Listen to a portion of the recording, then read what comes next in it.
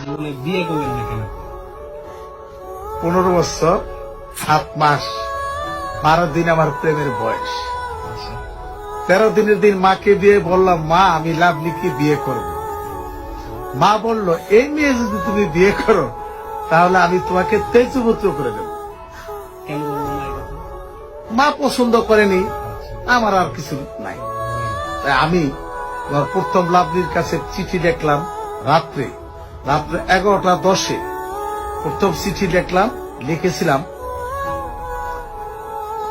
হঠাৎ করে বসেছিলাম জানালার পাশে, তারপরে নারিকেল গাছের পাতাগুলি ঝরঝর করে উঠল, তখনই মনে পড়ে গেল তোমার কথা।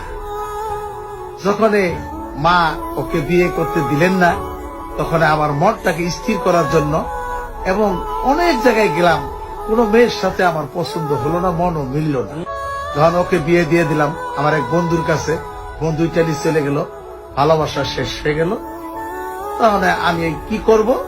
আমি আস্তে কি করলাম, ব্যান্ডের জগতে কিছুদিন রইলাম ব্যান্ড আলাগের সাথে। তারপর আস্তে মনটা স্থির করার জন্য আমি বাউল করে ঢুকে গেলাম। আমি এই কথা মধ্যে একটা কথা বলি। লাভলি আপনাকে জানে আপনি এখনো বিয়ে করেননি? লাভলি জানে যে আমি বিয়ে করিনি।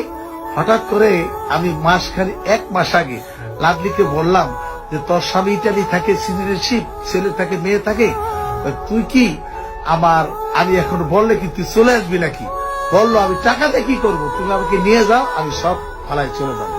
ওকে বললাম যে দেখ রে, তোর ছেলে হয়েছে, মেয়ে হয়েছে, সংসার হয়েছে, এখনো তোকে নেওয়ার আমার সম্ভব হয় না,